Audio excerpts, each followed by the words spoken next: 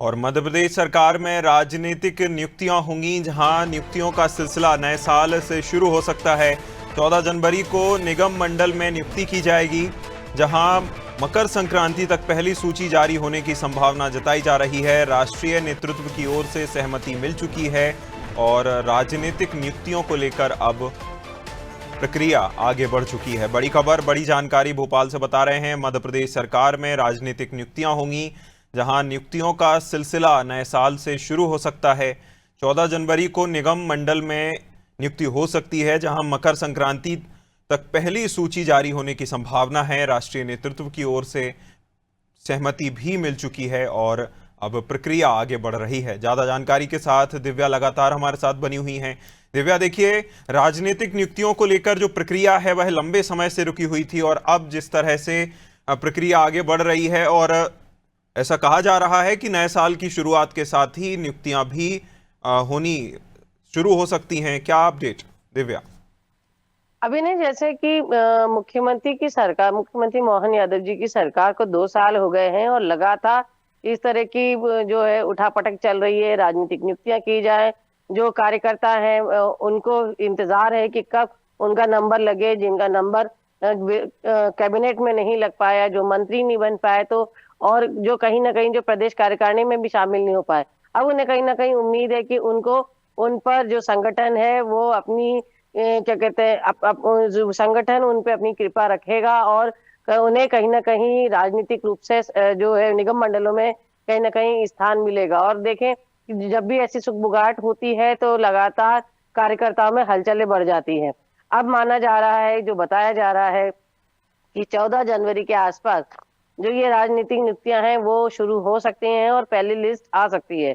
ये भी खबरें सामने आ रही हैं कि जो केंद्रीय नेतृत्व है उसने सूचियों पे मोहर लगा दी है, लेकिन यह निर्णय लिया गया है कि ये सूचियां टुकड़ों टुकड़ों में जो है जारी की जाएंगी। जैसे कि आप देख रहे हैं कि अभी तक जिला अध्यक्षों की कार्यकारिणियों की घोषणा हो रही है, क्योंकि जो संगठन है वो ये देखना चाहता है कि कहीं क्या कोई असंतोष होता है, और अगर असंतोष होता है तो उसको कैसे डैमेज कंट्रोल किया जाए। तो अब निगम मंडलों की जो नियुक्ति है, राजनीतिक नियुक्ति है, एल्डरमैन की नियुक्ति है, तो तमाम तरह की नियुक्तियों का इंतजार लंबे वक्त से किया जा रहा है। अब ये देखना होगा कि क्या 14 जनवरी तक ये नियुक्तियां की जाती हैं, क्योंकि आप देखेंगे सरकार में मंत्रिमंडल का विस्तार भी अभी लंबित है।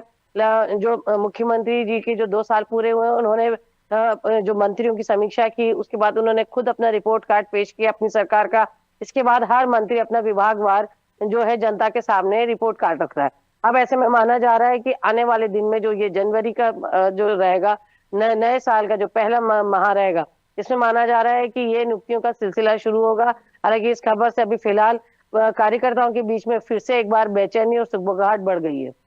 बिल्कुल, सुगबुगाहट तो बढ़ने वाली बात ही है, क्योंकि अगर लंबे समय से नियुक्तियां रुकी रहेंगी और एकदम से पता चलेगा कि देखिए नियुक्तियां होनी शुरू हो गई हैं, तो भागदौड़ और जो कार्यालय है उसकी भागदौड़ भी कार्यकर्ताओं की ओर से की जाएगी। ऐसे कौन से क्राइटेरियाज हैं जिनके तौर पर राजनीतिक नियुक्तियां की जाएंगी? क्योंकि पहले भी देखा गया था कि अलग अलग स्तर पर पहले ही जो राजनीतिक नियुक्तियां थी उनमें चुन लिए जाते थे कि देखिए इस तरह हमें नियुक्तियां करनी है। क्या क्राइटेरिया हो सकता है दिव्या? अभी ने जब भी कोई नियुक्ति होती है तो क्राइटेरिया की बात करें तो तमाम तरह के पैमाने दिए जाते हैं कि जो संगठन को जोड़े, जो ग्राउंड से जो जमीनी कार्यकर्ता हो, ऐसी तमाम तरह के क्राइटेरिया दिए जाते हैं। लेकिन अगर आप देखें कि जब भी नियुक्ति होती है, जो अभी भी जो नियुक्तियां हुई हैं, तो कहीं ना कहीं कोशिश ये की जा रही है अभी की जो वरिष्ठ नेता हैं उनके बीच में समन्वय हो, ताकि क्योंकि वो एक जो समीकरण है, जो नेता है उन्हें नाराज ना किया जाए, उनके कार्यकर्ताओं को कहीं ना कहीं इसमें सेट किया जाए। जो अभी भी जितनी नियुक्तियां हुई हैं आप देखेंगे कि कहीं ना कहीं वो किसी न किसी नेता से जुड़े हुए थे। तो अब अगर देखा जाए कि अगर आपको कोई पद पाना है तो केवल एक जमीनी कार्यकर्ता होना जरूरी नहीं है, किसी बड़े नेता का वरदस्त होना भी जरूरी है।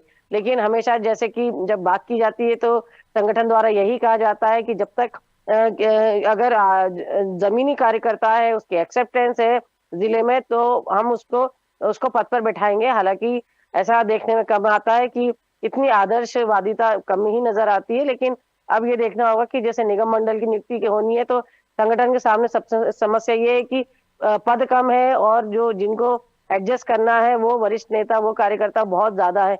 ऐसे में कई विधायक हैं, कई पूर्व मंत्री हैं, कई वरिष्ठ कार्यकर्ता भी हैं जो पार्टी के हैं, जो सालों से पार्टी की सेवा करते आ रहे हैं। तो ऐसे में तमाम की जो है सबकी उम्मीदें लगी हुई हैं पार्टी से कि पार्टी उनको पदों पे सेट करेगी, पदों पे जगह देगी। अब देखना ये है कि किस तरह से इन इतने सारे कार्यकर्ताओं में से मुट्ठी भर पदों पे किस तरह इन नेताओं को एडजस्ट किया जा सकता है।